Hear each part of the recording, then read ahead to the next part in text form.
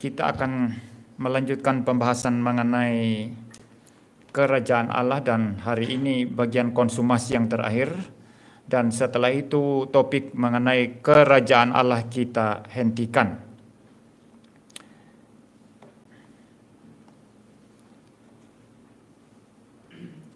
Ya, saudara, ada banyak orang yang sama sekali mempunyai pandangan yang berbeda dengan apa yang dipercaya oleh teologi reform mengenai akhir zaman.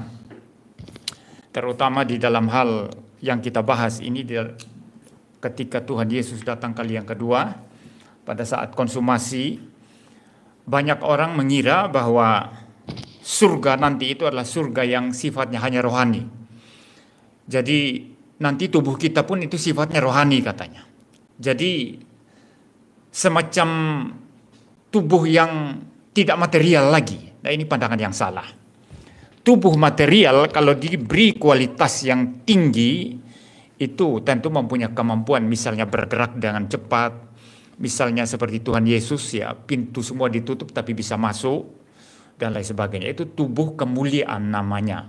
Tapi tetap ada sifat material di dalamnya, karena yang namanya manusia itu selalu materi dan selalu rohani. Dua aspek ini. Kalau saudara hanya rohani saja, tidak ada materinya, Anda hantu. Atau Anda hanya roh. Ya. Bukan manusia.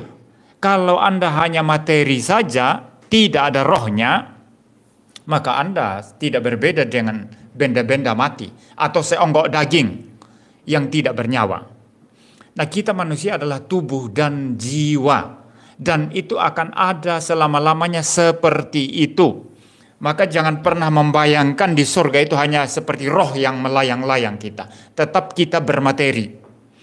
Jadi jangan memikirkan tubuh yang rohani, tubuh kemuliaan seperti roh begitu. Jadi roh begitu. Jadi tidak ada lagi dagingnya, tidak ada lagi darahnya. Justru yang Tuhan Yesus tebus adalah apa?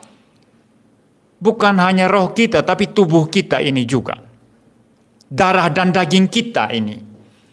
Saya tidak berbicara keinginan daging yang disebut oleh Paulus, itu maksudnya dosa, keinginan berdosa ya. Tapi yang saya bicara di sini adalah tubuh, daging, tulang, darah, seluruh unsur tubuh kita sebagai manusia, unsur material. Dan itu semua saudara tetap akan ada seterusnya. Karena itulah yang menjadi natur manusia kita, tubuh dan jiwa. Jadi saudara, ada banyak pandangan-pandangan yang kacau-kacau. Bahkan ada YouTuber yang mengajarkan Yesus itu waktu naik ke surga, perlahan-lahan tubuhnya itu ditinggalkan katanya. Jadi tubuh hanya dipakai sementara waktu ada di dunia. Ini ngawur sekali. Tubuh Kristus, kemanusiaan Kristus ya, bukan hanya tubuh dan jiwa, kemanusiaan Tuhan Yesus itu dibawa selama-lamanya. Sejak inkarnasi, kemanusiaan Kristus itu ada bersama-sama dan keilahiannya bersatu dalam satu pribadi, Logos, pribadi Yesus Kristus, saudara. Justru karena Tuhan peduli juga bukan hanya jiwa kita, tapi peduli juga dengan tubuh kita, maka Tuhan Yesus bangkit dari kematian. Kalau tubuh tidak penting, gak usah bangkit ya. Betul ya? Kan tidak perlu, kan roh langsung masuk surga aja. Tubuh gak penting lagi. Tapi kenapa Tuhan Yesus bangkit pada hari ketiga? Yang bangkit apa? Tubuhnya. Karena tubuh kita perlu juga ditebus. Jadi jangan menghina tubuh. Jangan mempunyai pandangan yang aneh-aneh terhadap tubuh. Tetapi tubuh kemuliaan kita kelak tidak lagi berada di dalam kuasa dosa. Itu adalah tubuh yang mulia yang tidak bisa mati, tidak bisa sakit, tidak mempunyai kelemahan-kelemahan lagi. Anda mempunyai potensi yang kita tidak bisa bayangkan, sebagaimana ada sekarang di dalam dunia yang berdosa. Saudara tidak pernah tahu potensi Adam di Taman Eden dulu, tubuhnya itu bagaimana, saudara tidak tahu. Jangan berpikir sama dengan kita ini. Mungkin Adam dulu bisa melompat-lompat tinggi sekali, kita tidak tahu. Bagaimana ada mengatur gajah, mengatur kalau betul dinosaurus masih ada ya. Kalau betul dinosaurus ada ya, pasti itu ada dulu. Bagaimana dia mengatur semua hewan-hewan itu kalau tubuhnya sangat terbatas, sangat ringkih seperti tubuh kita ini. Yang penuh kelemahan, cacat, sakit penyakit. Ya, tapi jelas ada kemuliaan. Tetapi itu adalah tubuh yang mulia yang punya kemungkinan untuk jatuh. Ya. Tapi nanti di langit dan bumi yang baru pada saat konsumasi, tubuh dan jiwa kita, kalau kita berbicara tubuh, itu adalah tubuh yang sudah beres, tidak ada lagi kemungkinan untuk berdosa, sudah sempurna, sudah mulia, dan kita tidak bisa membayangkan potensinya itu dalam pengertian potensi kemampuannya untuk melakukan aktivitas seperti apa kita tidak tahu. Maka seorang yang bernama C.S. Lewis itu mengatakan kamu tidak tahu bahwa nanti, maksudnya nanti pada saat langit bumi baru, kita akan memerintah planet-planet yang jauh katanya. Kita tidak tahu saudara, kita mempunyai kemampuan yang luar biasa. Ya, tapi tetap tubuh material saudara. Langit dan bumi baru adalah langit dan bumi material. Materi tidak jahat. Ya, banyak orang Kristen memikirkan materi itu sebagai sesuatu yang jahat. Ya, ini salah sama sekali. Ini pengaruh filsafat Yunani. Langit dan bumi ini tetap ada. Tanah yang kita injak ini tetap akan ada. Tapi diperbaharui. Semua unsur yang jahat, yang berdosa, yang najis itu yang dihilangkan. Yang tidak ada lagi. Orang-orang jahat tidak ada lagi di dalamnya. Bumi penuh dengan kemuliaan Tuhan, penuh dengan kedamaian. Kita bertemu langsung muka dan muka dengan Tuhan dan Juru Selamat kita. Saudara-saudara sekarang mengharapkan presiden-presiden yang bisa memimpin dengan baik kan? Ini setelah Jokowi ada Prabowo. Ya, Anda mengharapkan mereka harus baik, harus begini, harus begitu. Tapi yang namanya pemimpin itu tetap ada cacat, tetap ada kelemahannya. Tapi nanti pemerintahan teokrasi Allah Tritunggal melalui Sang Logos yang kita bisa lihat dengan kasat mata. Karena Yesus mempunyai tubuh kemanusiaan di dalam natur manusianya. Dia akan memerintah kita dengan cara yang sempurna. Semua orang akan puas. Tidak ada yang tidak puas, saudara. Semua akan puas.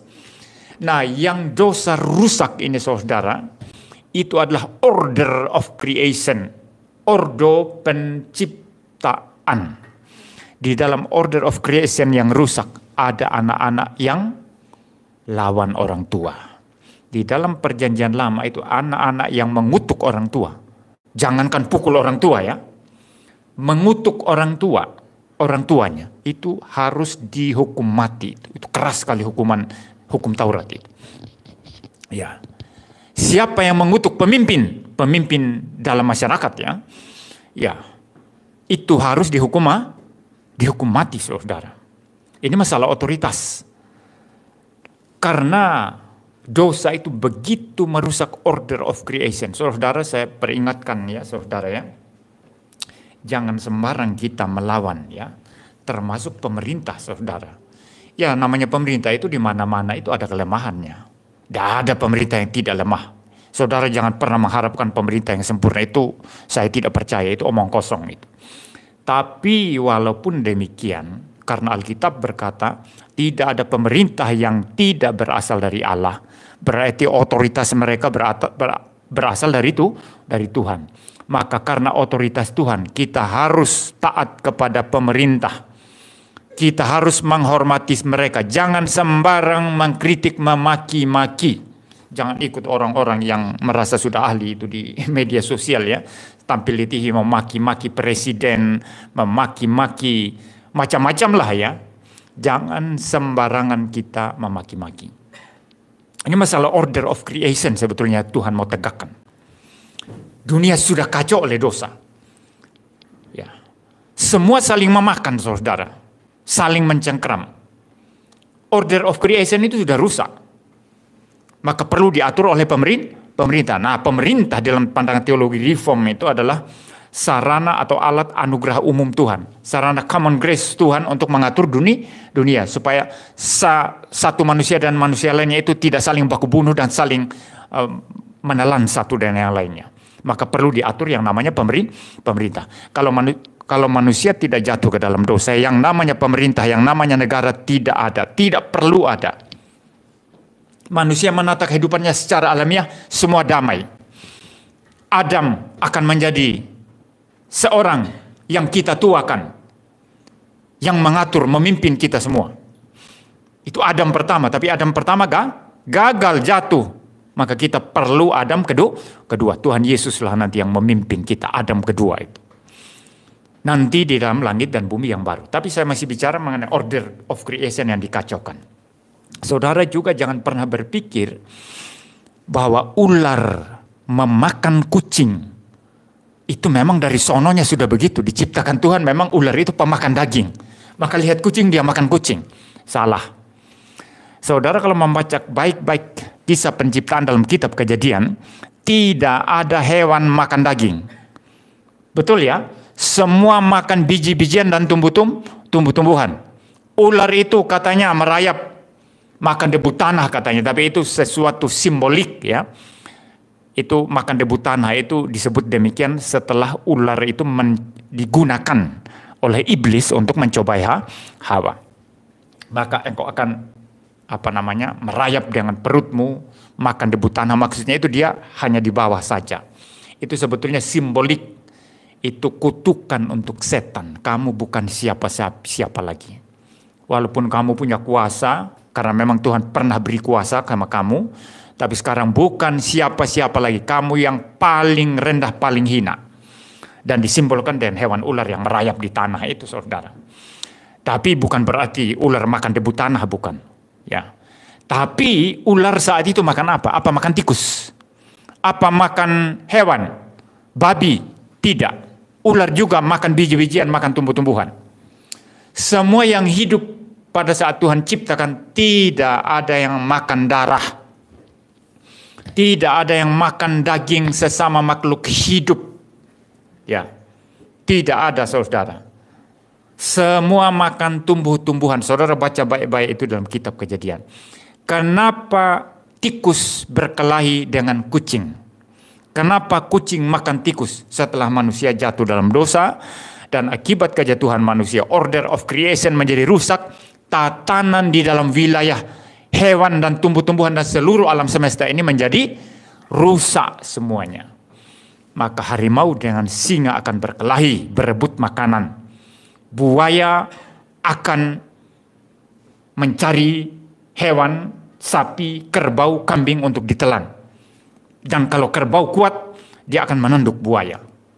Itu kalau orang Sumba itu selalu menjagokan kerbau. Katanya itu, saya dengar cerita-cerita ya, orang-orang tua. Buaya kalah lawan kerbau katanya. Coba lawan kerbau. Dia masuk ke air itu ditanduk-tanduk buahnya sampai buayanya itu mati katanya. Saya tidak tahu apa ini benar apa tidak ya saudara ya. Tapi hewan saling menelan, saling memakan. Saling menerkam satu dengan yang lainnya. Akibat order of creation sudah rusak pada saat manusia jatuh ke dalam dosa. Maka saudara jangan pernah berpikir ada hewan memakan sesamanya hewan. Tidak ada. Jangan pernah berpikir manusia makan daging sapi. Kita semua makannya itu tumbuh-tumbuhan, buah-buahan. Itu sebabnya di Taman Eden Tuhan berkata apa kepada Adam dan Hawa? Di dalam taman ini semua pohon, buah-buahan ini boleh kamu makan buahnya dengan bebas kecuali satu pohon, yaitu pohon pengetahuan yang baik dan yang jahat. Makanannya buah-buahan, tumbuh-tumbuhan, saudara. Bukan daging babi. Daging babi orang makan setelah jatuh dalam dosa. Orang makan sapi, makan kambing. Semua tidak bisa dimakan selain daripada tumbuh-tumbuhan. Nah, saudara-saudara, yang mau dikembalikan nanti, yang direstorasi itu adalah seluruh tatanan ini. Nanti di sana tidak ada lagi harimau memakan singa. Lalu saudara berpikir lagi, kalau begitu di surga ada singa ya, nanti ada harimau, ada itu ya. Saya sudah bahas ini dalam khotbah saya yang keberapa kalau saya tidak salah itu ya. Ya. Seluruh alam semesta ini akan direstorasi. Maka kalau pernah dulu ada dinosaurus, dinosaurus akan ada kembali nanti.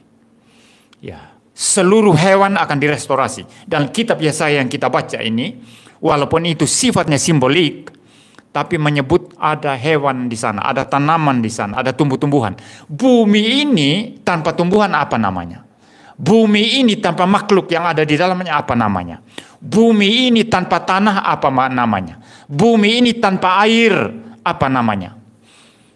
Bumi ini adalah bumi karena dia berupa tanah, ada air, ada logam tidak mulia, ada logam mulia, ada batu-batuan yang bagus, ada tumbuh-tumbuhan, ada hewan, ada seluruh makhluk, ada manusia yang tinggal di dalamnya.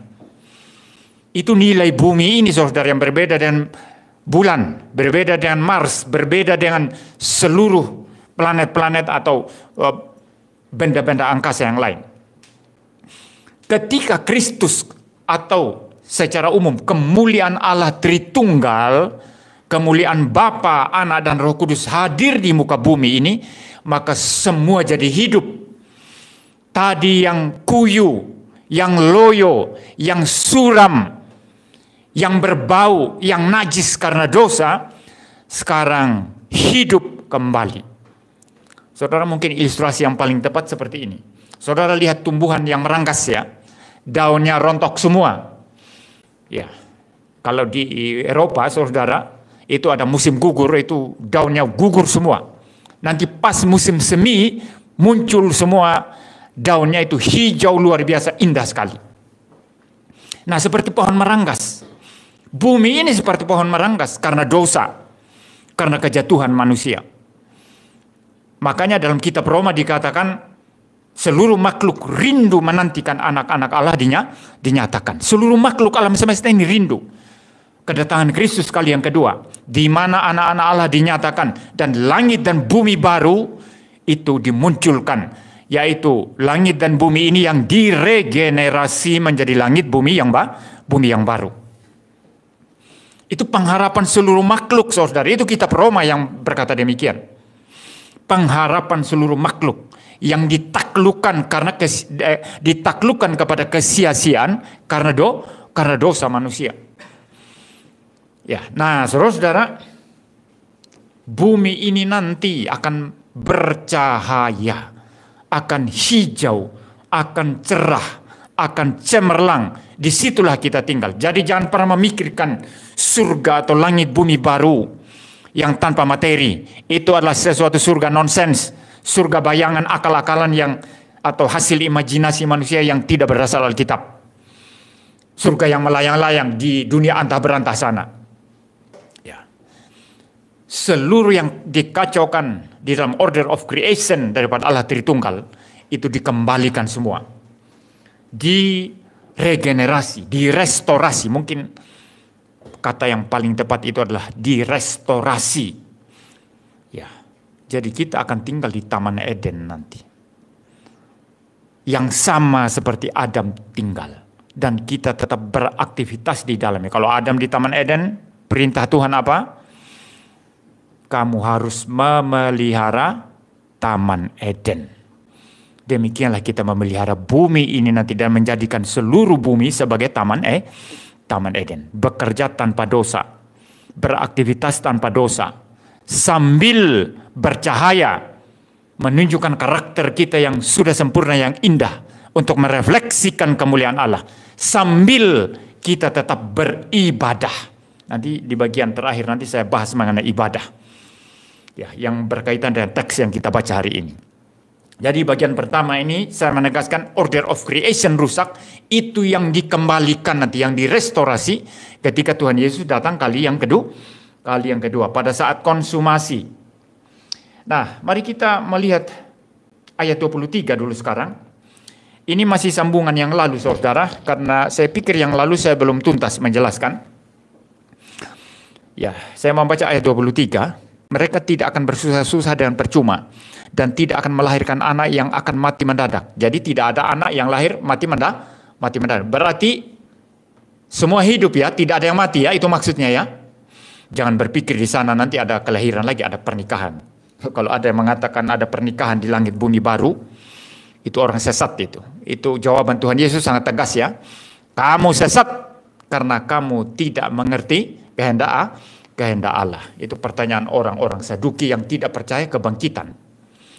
Ya. Di langit bumi baru tidak ada pernikahan. Pernikahan itu ada di sini. Kalau dunia sudah selesai, jumlah manusia sudah selesai. Tinggal dibagi sekarang. Orang-orang pilihan masuk langit bumi baru, orang-orang durhaka akan ditempatkan bersama setan di dalam neraka. Itu sangat jelas ajaran Alkitab. Jadi tidak perlu lagi manusia ditambah. Ada pernikahan, ada kelahiran lagi, tidak perlu. Rasul Sabdono itu ngaco itu ketika mengatakan masih ada pernikahan di sana nanti. Karena alasan dia apa? Laki-laki yang namanya laki-laki dan fungsi seksualnya itu masih jalan. Perempuan sama. Maka masih ada pernikahan. Ini ajaran ngawur ini. Ya. Pernikahan sesungguhnya itu apa?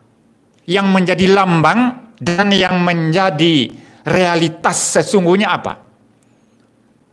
Pernikahan laki-laki dan perempuan di dunia ini menjadi suami istri itu adalah simbol pernikahan Kristus dengan gereja, persatuan Kristus dengan gereja. Jelas itu Paulus mengajar itu, betul ya? Sangat clear. Jadi kalau kita nanti gereja sudah bertemu dengan Kristus, maka pernikahan yang ada di dunia yang menjadi simbol ini sudah berhenti. Tidak ada lagi kawin mawin, tidak ada lagi orang melahirkan anak. Nah, ini adalah perkataan-perkataan yang sifatnya simbolik di sini, yang menegaskan satu kebenaran bahwa tidak ada orang mati di dalam langit bumi baru, karena semuanya hidup selama-lamanya. Saya baca ulang ya. Mereka tidak akan bersusah-susah dan percuma, dan tidak akan melahirkan anak yang mati mendadak. Berarti nggak ada yang mati, karena semuanya sudah hidup selama-lamanya. Sebab mereka itu keturunan orang-orang yang diberkati Tuhan. Dan anak cucu mereka akan beserta mereka. Perhatikan baik-baik ini. Anak cucu mereka akan beserta mereka. Kenapa orang-orang tua ada bersama anak-anak cucunya? Karena tidak ada lagi kematian, itu maksudnya. Seluruh orang mulai dari Adam, ya saya tidak tahu Adam masuk surga atau tidak ya. Saya tidak berani memberi penilaian. Ada seorang teman saya, orang reform mengatakan Adam itu pasti masuk neraka. Kenapa Adam pasti masuk neraka? Karena dia adalah Adam pertama yang jatuh. Ya, dia pasti masuk neraka katanya. Saya tidak berani berkata demikian. Karena bagi saya justru pada Adam yang pertama itu janji Injil pertama kali muncul. Ya, yang disebut sebagai proto Injil ya. Ya, janji Injil yang pertama ya. Kejadian 3 ayat 15 ya. Mengenai keturunan ular dan keturunan perempuan, yaitu Yesus Kristus ya. Ya, jadi saya tidak berani penilaian yang saya tidak tahu dengan jelas ya. Harus hati-hati. Kalau kita tidak tahu dengan jelas, jangan sembarang memberi penilaian. Seperti itu masalah Samuel itu. Saya nggak berani itu. Dulu saya pede sekali mengikuti John Calvin dan yang lain yang mengatakan itu roh setan yang menampakkan diri. Tapi kemudian para ahli biblika membuat penelitian dan mereka mendapat ini memang Samuel. Dan banyak orang reform juga mengatakan itu Samuel yang tampil di hadapan Saul di Endor itu ya. Ketika Saul minta dukun perempuan untuk panggil arwah Samuel. Nah, bagi saya ini sesuatu wilayah yang misterius dan saya tidak mau terlalu banyak berpendapat. Apalagi sesatkan orang yang beda pendapat dengan saya ya. Sama juga dalam hal Adam tadi ya saudara ya. Nah, saya kembali. Gereja Tuhan dari zaman Adam sampai zaman Tuhan Yesus Kristus itu ya, semua itu akan ada bersama-sama.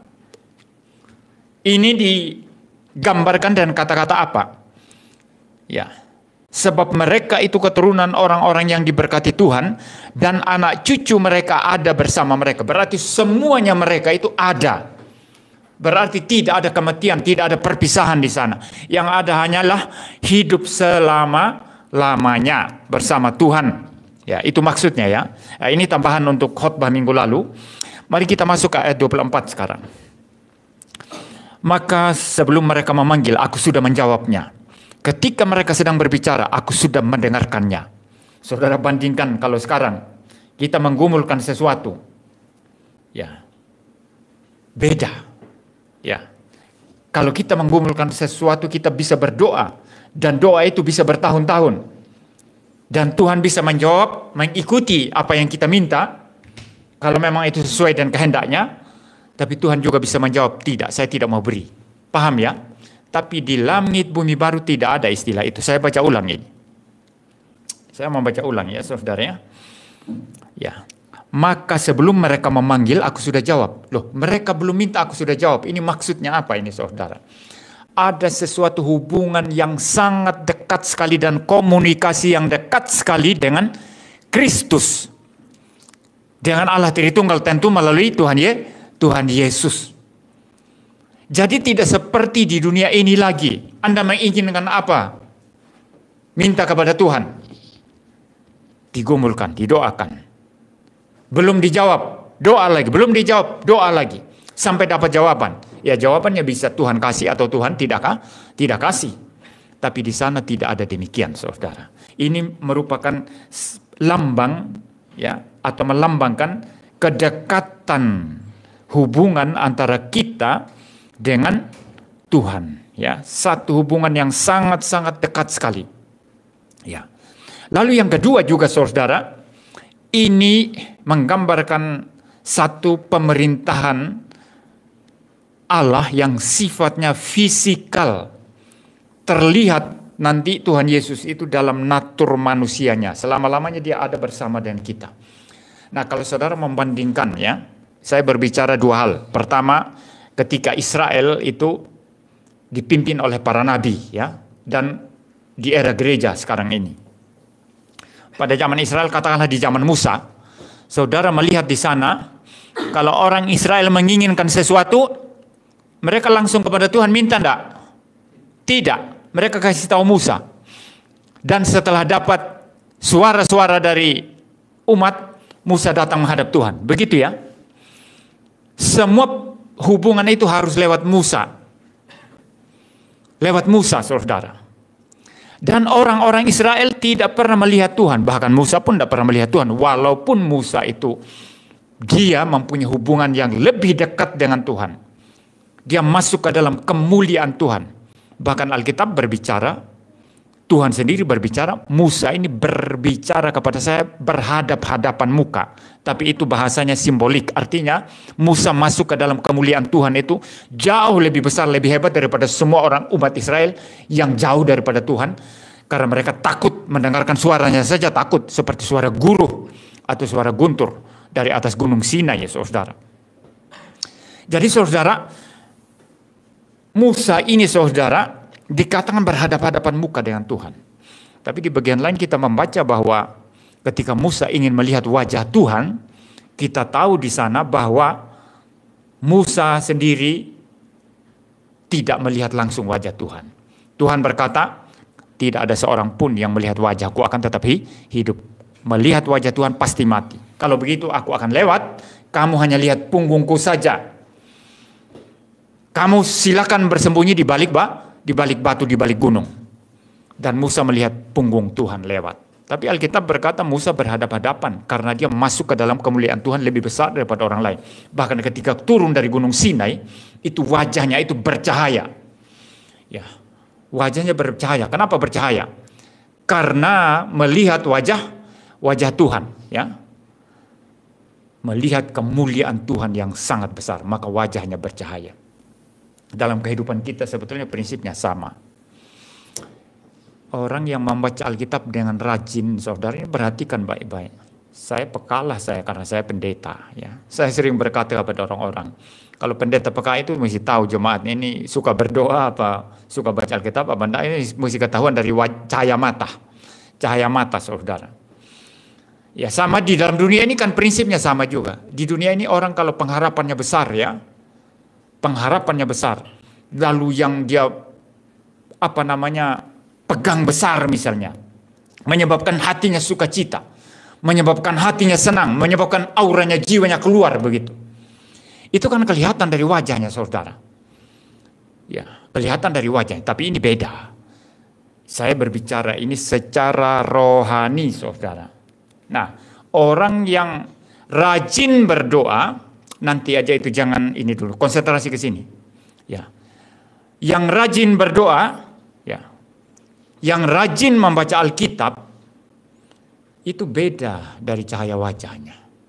Saudara mungkin menganggap ini terlalu berlebihan, tapi memang beda. Saudara lihat pendeta-pendeta itu pasti beda, ya, dengan yang bukan pendeta. Ya, kalau saudara tidak peka membedakan, berarti memang karena saudara tidak level ke sana. Ya, saya kalau lihat pendeta misalnya dulu ya, pernah ada seseorang dulu waktu saya masih ngajar di sekolah. Itu ketika Pak Tong mau datang ya, pendeta Stephen Tong mau datang ke Malang. Ya, saya masih di GRII waktu itu. Seorang siswa itu dia mengatakan, Pak Yanto, saya mau ingin lihat Pak Tong dari dekat katanya. Ya, kamu tunggu aja nanti di tempat itu, tempat dia masuk gitu ya. Setelah itu kamu jabat tangan nanti sama orangnya. Habis itu dia tunggu, saudara. Dia tunggu dekat. Lalu betul dia jabat tangan. Dia jabat tangan apa enggak? Pokoknya dia lihat dari dekat. Setelah saya lihat, setelah dia lakukan itu, besoknya atau berapa hari kemudian saya tanya, bagaimana kamu kemarin sudah lihat? Iya Pak, beda ya. Ketika dia lewat beda katanya. Nah, apa yang beda enggak tahu, saudara. Orang yang selalu bergaul dengan Tuhan, orang yang selalu bergaul dengan firman Tuhan, orang yang selalu berdoa, itu pasti beda. Tidak sama. Demikian Musa, wajahnya bercahaya, saudara. Tapi prinsipnya di sini, orang tidak bisa langsung menghadap Tuhan. Mereka harus melalui Musa, itulah perjanjian lama. Mereka juga kalau mau membereskan dosa, harus melalui para imam yang menyembelih korban. Tidak bisa langsung mengaku dosa kepada Tuhan. Ya. Maka perjanjian lama itu sifatnya tidak langsung, harus melalui imam, harus melalui nabi. Ya. Tetapi di era gereja semua bersifat langsung. Saudara bisa langsung menghadap Tuhan. Saudara bisa langsung berdoa. Saudara bisa langsung meminta kepada Tuhan. Maka keliru besar kalau sedikit-sedikit ada masalah. Yang paling cepat itu langsung datang ke pendeta. Ini salah, saudara. Saya tidak melarang saudara datang sharing ke pendeta ya, atau menceritakan masalahnya ke pendeta. Tapi sebelum saudara lakukan itu, yang penting, yang paling pertama saudara lakukan itu adalah tanya Tuhan, menghadap Tuhan dulu, berdoa kepada Tuhan. Karena saudara mempunyai akses langsung. Bukan hanya pendeta yang punya akses langsung. Itu saya lihat di media sosial itu banyak sekali orang-orang itu selalu minta doa pendeta, doa pendeta, doa pendeta. Seakan-akan dia tidak bisa berdoa sendiri langsung kepada Tuhan. Nah, ini perbedaan perjanjian lama dan perjanjian baru. Tapi saudara, baik pendeta maupun jemaat, mereka berdoa, tapi bertemu langsung Tuhan enggak? Bertemu langsung Tuhan enggak? Enggak bertemu langsung Tuhan. Kita berdoa, tapi Tuhan kita tidak lihat. Kita beribadah di sini menyembah Tuhan, tapi Tuhan kita tidak lihat. Dia hadir secara rohani di sini, tapi tidak kelihatan secara jasmaniah. Dalam hal ini jemaat biasa sama pendeta sama. Maka dalam hal ini jangan terlalu meninggikan pendeta. Saudara bisa berdoa sendiri, saudara bisa baca Alkitab sendiri, saudara bisa di rumah itu bersekutu dengan Tuhan sendiri. Ya, karena sama saja pendeta dengan jemaat biasa, langsung akses kepada Tuhan, tapi secara rohani tidak kelihatan. Kalau di perjanjian lama, Musa istimewa. Paham ya? Orang Israel mereka biasa, tidak bisa bahkan bertanya kepada Tuhan, menghadap Tuhan tidak bisa. Hanya Musa yang bisa. Tapi di era perjanjian baru, semua bisa. Tapi tidak ada yang ketemu langsung secara fisikal. Nah, apa perbedaannya di dalam langit dan bumi baru nanti? Di dalam langit dan bumi baru nanti, kita langsung bertemu dengan Kristus muka dengan muka. Kristus yang berfirman kepada Musa di dalam perjanjian lama dari atas gunung Sinai. Kristus yang menampakkan diri kepada Abraham. Kristus yang datang berjalan-jalan di Taman Eden pada saat hari cerah, hari tenang. Dan mencari Adam. Adam, Adam, di manakah engkau? Kristus inilah yang nanti secara fisikal kita lihat di dalam natur kemanusiaannya. Dia memimpin kita. Maka beda saudara, pasti beda. Jadi ini perjanjian lama beda sama kita ya. Perjanjian lama orang Israel tidak bisa langsung ya. Harus melalui Musa ya. Kalau berurusan dengan dosa harus melalui para imam. Ya. Kalau kita sekarang bisa langsung. Maka jangan terlalu mengistimewakan pendeta dalam hal doa. Anda bisa berdoa sendiri. Anda bisa menghadap Tuhan sendiri. Kecuali untuk mengajar, untuk berkhotbah, untuk membimbing saudara. Saudara mau tanya apa tentang iman. Tapi kalau dalam hal berdoa, saudara bisa doa sendiri. Saya tidak melarang saudara minta dukungan doa dari pendeta, bukan. Tapi saudara bisa menghadap langsung kepada Tuhan. Nah ini beda gereja dengan perjanjian lama pada zaman Musa, zaman Israel. Tapi nanti di dalam langit dan bumi yang baru, ada kemajuan yang lebih hebat, lebih besar. Kalau sekarang kita boleh langsung menghadap Tuhan, tapi tidak kelihatan secara rohani saja. Nanti di dalam langit dan bumi yang baru, bukan hanya secara rohani saja. Secara rohani betul, karena kita nanti adalah manusia-manusia rohaniah. Tetapi juga secara jasmaniah, secara fisikal, kita langsung berbicara dengan Tuhan dan Juru Selamat kita, Yesus Kristus. Bagaimana orang banyak bisa bicara ya? Kita tidak bisa membayangkan itu karena kondisi kita sekarang, status kita sekarang, kondisi kemanusiaan kita sekarang tunduk di bawah rusaknya dosa. Ya, tapi nanti kita tidak tahu. Ini mirip dengan orang ketika Yesus datang kali yang kedua ya. Kan dikatakan malaikat yang berbicara ketika Yesus terangkat ke sorga itu dengan cara yang sama dia akan datang. Berarti dia datang di tempat dia diangkat ke sorga. Di daerah Israel di sana ya. Kalau yang kita kenal sebagai wilayah Palestina di era modern ya. Yang kemudian diambil alih kembali oleh Israel. Nah saudara-saudara, ada yang berkata, kalau Yesus datang seperti itu nanti, bagaimana kita bisa menyaksikan yang ada di Indonesia? Maka ada yang mengatakan ada siaran langsung nanti. Ya, ada siaran langsung, ini ngawur ya. Bagaimana bisa siaran langsung saudara? Itu kedatangannya nanti itu ada gemuruh besar dari atas saudara. Seluruh dunia ini kecil saja saudara. Kalau kemuliaan Kristus yang secara utuh turun beserta malaikat. Saudara tahu jumlah malaikat yang menyertanya berapa banyak nanti. Goncang dunia yang kecil ini saudara. Masa perlu siaran langsung baru lihat? Tidak perlu. Saudara akan melihat cahaya kemuliaan dari atas.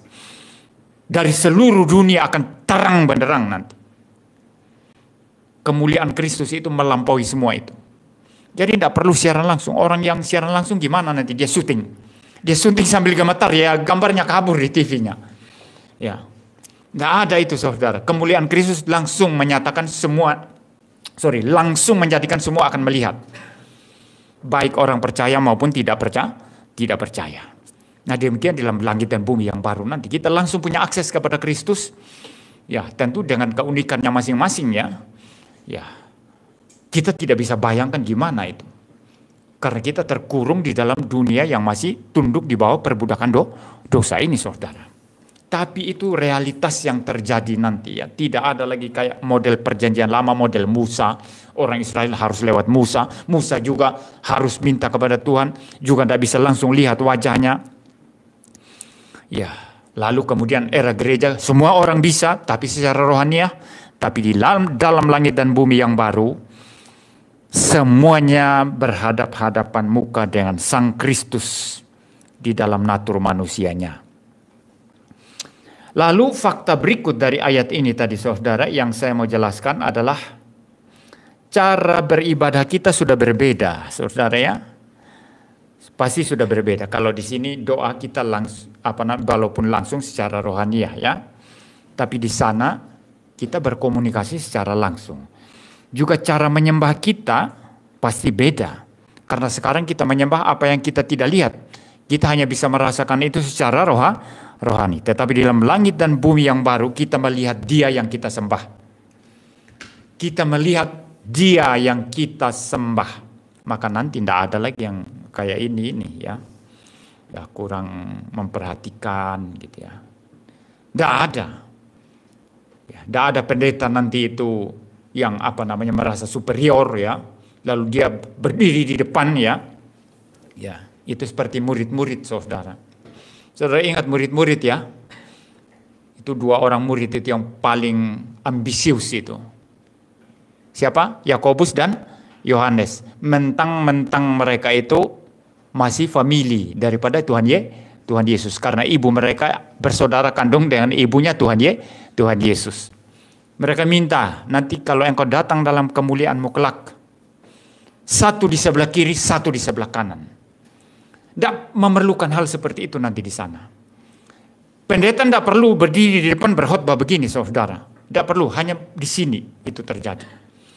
Ya, maka nanti tentu khotbah yang ngaco-ngaco tidak ada. Pendeta khotbah sambil dia sendiri juga loyo-loyo ngantuk-ngantuk karena tadi malam dia tidak persiapan khotbah. Tadi malam dia nonton film atau apa begitu ya. Tidak ada lagi saudara. Semua nanti mendengar Kristus yang berkhotbah. Keluar firman dari Sang Firman yang menghidupkan kita, yang menyegarkan kita, yang membuat semua mulia dan indah. Dan perkataan mulut Kristus tidak akan pernah membuat bosan. Saudara-saudara, kalau ada orang ahli pidato saja, kecuali saudara memang nggak tertarik dengan pidato ya. Tapi saya dengar di era Soekarno dulu saudara, kalau Soekarno pidato itu katanya di satu tempat, tukang becak berhenti semua. Tukang becak loh berhenti semua, dengar. Heran ya, itu karisma pidatonya itu luar biasa. Semua tukang becak berhenti. Soekarno pernah ke Sumba satu kali. Itu meresmikan jembatan yang sudah runtuh itu di Kambaniru itu. Di kota Waingapu. Saya dengar cerita orang-orang tua itu. Berjam-jam itu katanya. Gak ngantuk orang katanya. Semua melotot. Waktu dia berhenti, kita menyesal kenapa cepat berhenti begitu. Padahal dia sudah lama bicara. Tapi ini di dunia saudara itu dikerjakan manusia yang tetap terbatas. Tetap ada cacat dan kelemahan. Kalau Kristus berbicara, satu kata saja sangat menyejukkan. 2 kata lebih menyejukkan. Ribuan kata. Anda merasa saya tidak tahu seperti apa. Memberikan gambarannya. Ya, Kristus pemimpin. Kristuslah satu-satunya raja, dialah satu-satunya yang berfirman, dialah satu-satunya yang menjadi kepala dan pemimpin kita. Ya. Nah maka saudara, ini perbedaan ibadahnya nanti. Pendeta tidak perlu lagi nanti. Ya, paham ya? Jadi saudara kalau bicara ibadah, ingat ibadah model Musa. Ibadah model gereja perjanjian baru. Ibadah model langit dan bumi yang baru pada saat konsumasi. Kita tetap menyembah Kristus, menyembah Allah Tritunggal, menyembah Tuhan, tapi bukan bentuk kebaktian seperti ini. Bentuk doanya bukan seperti yang sekarang, yang penuh dengan pengharapan. Di sana semua sudah direalisasikan. Yang ada hanya memuliakan Tuhan dengan 3 hal. Masih ingat khotbah minggu lalu? Pertama apa? Tetap beraktivitas untuk kemuliaan Tuhan. Kita bukan makhluk yang pasif, yang akan stagnan, yang diam. Tidak. Yesus Kristus berkata apa? Kalimat penting sekali dalam perjanjian baru apa? Aku bekerja karena Bapakku bekerja sampai hari ini. Atau Bapakku juga terus bekerja. Allah itu adalah Allah yang aktif, saudara. Bukan Allah yang pasif. Bukan Allah yang pasif, tapi Allah yang aktif. Secara kekal. Ini tidak berbicara tentang ruang ciptaan yang terbatas. Allah itu pada dasarnya adalah Allah yang aktif, bukan Allah yang pasif. Demikianlah kita makhluk yang diciptakan menurut gambar dan rupa Tuhan Allah akan selalu beraktivitas. Di dalam langit dan bumi yang baru kita akan terus mengadakan pekerjaan-pekerjaan mandat budaya untuk kemuliaan daripada Tuhan Allah. Itu pertama. Kedua, kita bercahaya merefleksikan kemuliaan Allah, kemuliaan Kristus melalui karakter kita yang sudah selesai, sudah sempurna dan tidak perlu berkurang, tidak perlu bertambah lagi. Ketiga, tetap ada ibadah dan penyembahan. Inilah makna hidup kita sebagai manusia yang terus berjalan di dalam langit dan bumi baru nanti. Maka dalam konteks ini kita berbicara ibadahnya pasti beda nanti. Lalu terakhir sekarang saudara, di ayat 25, saya akan membaca, serigala dan anak domba akan bersama-sama makan rumput, singa akan makan jerami seperti lembu, dan ular akan hidup dari debu. Tidak ada yang berbuat jahat atau yang berlaku busuk di segenap gunungku yang kudus, firman Tuhan. Nah, di sini disebut ada serigala ya, perhatikan ada domba, ada singa, ada lembu, ada ular. Paham ya? Lalu ada rumput, ada jerami, ada debu. Jadi ada hewan-hewan, ada tanah, ada rumput yang mewakili tumbuh-tumbuhan ya. Nah, saudara, kalau saudara membaca dengan teliti di sana, semua hewan-hewan ini tidak akur saudara ya.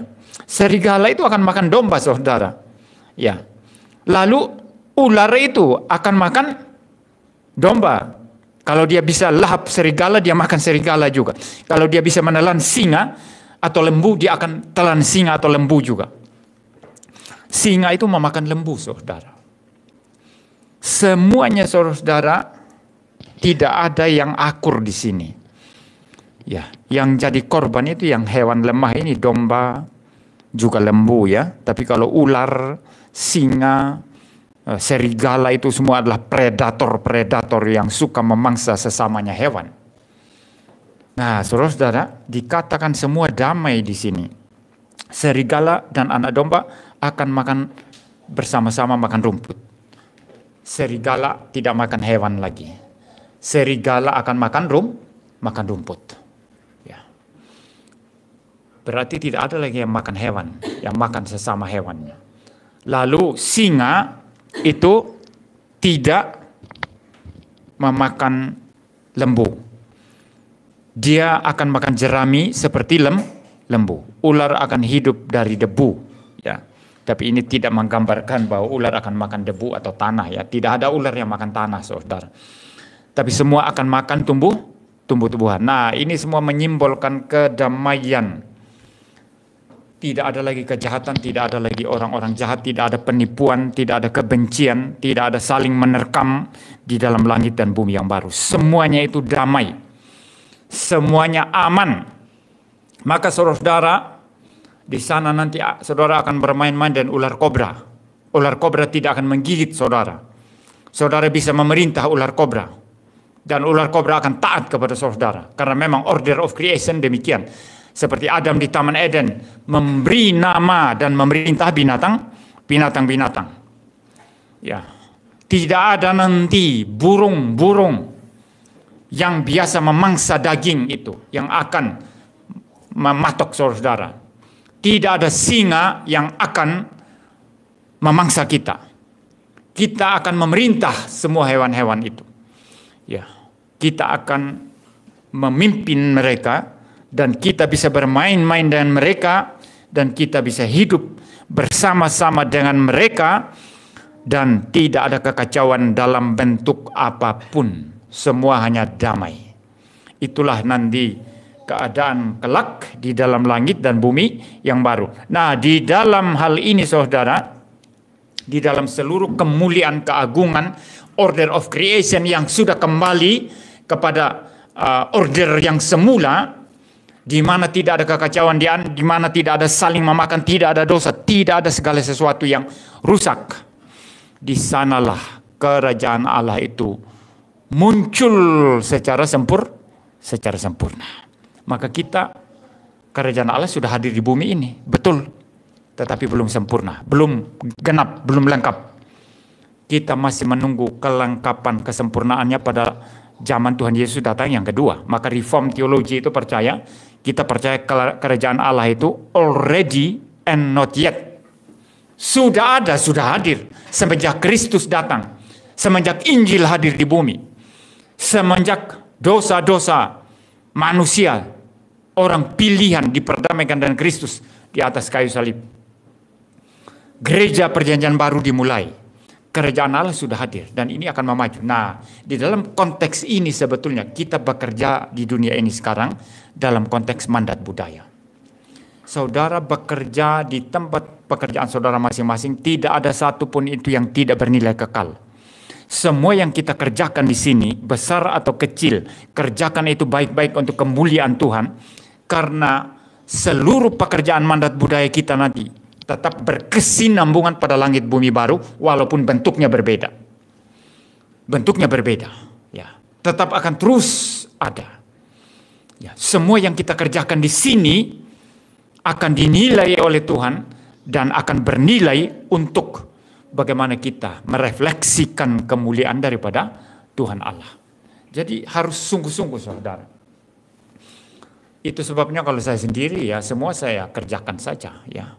Ya Tuhan memberi, harus dikerjakan. Maka saudara jangan heran kalau lihat saya main gitar. Ini apa pendeta main gitar terus? Itu salah, Anda yang salah pikirannya. Loh, kemampuan bermusik siapa yang kasih? Ya harus saya kembangkan. Untuk siapa? Untuk kemuliaan Tuhan. Di dalam bermusik saya menikmati kemuliaan Tuhan. Ya, ketika saya bermain gitar, saya menikmati kemuliaan Tuhan yang memberikan kemampuan bermusik, sense of music kepada saya. Semua harus dikerjakan saudara. Yang tidak boleh dikerjakan apa? Dosa. Pekerjaan yang berdosa itu jangan. Ya, orang Kristen boleh tidak kerja di pabrik rokok. Saya katakan tidak boleh. Orang Kristen boleh kerja di pabrik minuman keras, tidak boleh. Ya. Ini keras sekali. Iya keras. Kamu mau orang Kristen minum minuman keras begitu? Sampai orang-orang non-Kristen itu, kalau komentar di YouTube saya itu katanya, Pak Pendeta minum tuak dulu, ini kurang ajar orang ini. Ya, dia kira saya rusak seperti dia ya. Dia suruh saya minum tuak saudara. Ya, itu minum tuak pekerjaan berdosa itu. Itu NTT itu rusak gitu. Itu gubernurnya itu mengizinkan pembuatan sopi ya, peneraci, peci. Iya betul ya di NTT ya. Dilegalkan itu saudara. Ini kebijakan yang buruk luar biasa. Lah orang-orang di sana tidak kerja, nanti mereka duduk-duduk di kedai peci, minum peci mabuk-mabuk, pulang pukul istri. Minta makan tidak ada makanan karena dia tidak cari kerja. Hanya minum peci sepanjang hari. Ini rusak saudara. Orang Kristen tidak boleh mengerjakan itu. Buang peci itu jauh-jauh. Buang rokok jauh-jauh, itu tidak penting. Buang minuman keras. Tinggalkan judi. Boleh tidak orang Kristen naik di kerja di night club, joget-joget, telanjang-telanjang di sana? Tidak, itu bukan pekerjaan mandat budaya. Tapi boleh tidak orang Kristen tukang becak? Jadi tukang becak yang bagus untuk mempermuliakan Tuhan. Boleh tidak orang Kristen jadi tukang sapu? Jadi tukang sapu yang bagus untuk kemuliaan daripada Tuhan Allah. Ya. Boleh tidak orang Kristen jadi politisi? Masuk ke politik, pengaruhi orang-orang lain. Supaya mereka melihat nilai-nilai yang bagus daripada kekristenan. Nilai-nilai moral yang baik. Jangan korupsi, jangan main perempuan ketika terjun di politik. Banyak politisi sekarang hanya dua kerjaannya itu. Kalau tidak korupsi, dia main perempuan, tempel perempuan kiri kanan untuk menyatakan kekuasaannya. Ini adalah kejahatan.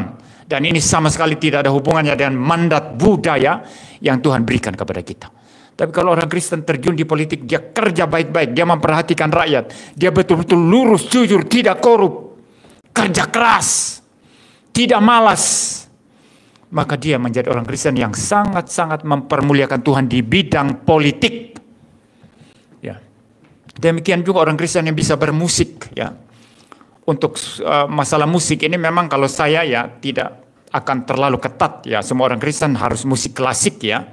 Walaupun saya yakin sekali musik klasik itulah bentuk tertinggi daripada musik itu. Tidak ada lagi yang bisa lawan. Ya. Tapi mungkin musik-musik yang berbobot, yang bertanggung jawab, yang mungkin bukan jenis klasik ya, Tapi saudara jangan ikut dan musisi yang jual diri, jual tubuh itu kan, joget-joget, ya pamer tubuh, dapat viewers banyak, dapat duit. Itu bukan pekerjaan mandat budaya yang Tuhan berikan kepada kita. Bermusik, iya. Main film, iya. Tapi film yang bagaimana? Ya, semua ada standar etikanya, saudara. Jadi tidak ada yang asing untuk Tuhan. Anda mau jadi bintang film, mau jadi pemain film, mau jadi artis, mau jadi penyanyi, mau jadi bankir, mau jadi bisnismen, mau jadi politisi, mau jadi apa saja, guru, tukang sapu, tukang becak. Semua bisa asal itu tidak mengandung dosa. Tetapi ada prinsip etika yang mengatur sehingga kita betul-betul tahu persis bahwa pekerjaan kita memuliakan Tuhan. Kerja keras, saudara. Dan pasti hasilnya beda. Orang yang bekerja keras hasilnya beda dengan orang yang tidak kerja keras. Semua demi kemuliaan Tuhan, dan itu akan berlanjut di dalam langit dan bumi yang baru. Ya. Jadi saudara, dengan demikian kita akan menjadi orang Kristen yang tidak pasif, tetapi orang Kristen yang aktif mempermuliakan Tuhan di dalam seluruh bidang kehidupan yang kita jalani. Biarlah kita pulang dari tempat ini dengan semangat atau spirit ini, saudara. Kembali ke tempat pekerjaan saudara masing-masing. Jangan ngantuk-ngantuk ketika bekerja. Jangan malas-malas. Ya, sama seperti saya khotbah di sini, tidak pernah ngantuk, tidak pernah malas, tetapi harus selalu semangat. Demikian sebetulnya orang yang bekerja di bidang pekerjaannya masing-masing. Iya sama dong. Saya kan kerjanya pendeta, kan khotbah ya, betul ya. Kerjaan saya kan khotbah. Nah saudara tidak pernah dilihat saya khotbah ngantuk-ngantuk begini kan. Selalu semangat. Nah saudara kerja apa di luar sana nanti? Atau mahasiswa. Harus semangat belajar. Semangat kerjakan paper, jujur, lurus. Jangan jiplak atau jangan plagiator. Jangan jadi plagiator. Mengerjakan plagiarisme. Ya. Harus kembali ke tempat pekerjaan kita masing-masing. Dan bekerja sama seperti saudara semangat ibadah. Kalau saudara semangat ibadah, di luar pun harus semangat kerja. Harus sama, ngeplek itu. Ini cara kita memuliakan Tuhan. Gak ada wilayah yang rohani sekuler. Rohani tidak rohani, semua rohani. Asal itu bukan dosa. Mari kita berdoa. Bapa di surga, terima kasih Tuhan untuk khotbah pada pagi hari ini. Biarlah kami bersemangat untuk kembali ke tempat kami masing-masing, mengerjakan seluruh pekerjaan kami masing-masing untuk kemuliaan daripada Tuhan. Biarlah kami bekerja dengan sungguh-sungguh dan jujur, tidak malas-malasan, tapi bekerja dengan sangat-sangat rajin untuk mempermuliakan Tuhan. Karena mandat budaya, panggilan bekerja akan terus berjalan, bahkan sampai ke dalam langit dan bumi yang baru kelak. Karena dengan cara itulah kami memuliakan Tuhan. Dengan bekerja beraktivitas. Karena Allah adalah Allah yang aktif dan Allah yang bekerja. Dengan cara memancarkan kemuliaan Kristus melalui karakter kami. Dan dengan cara beribadah pada waktu beribadah. Ini semua akan terus berjalan di dalam langit dan bumi yang baru. Terima kasih Tuhan, kami bersyukur dan berterima kasih dalam nama Tuhan Yesus Kristus kami berdoa. Amin.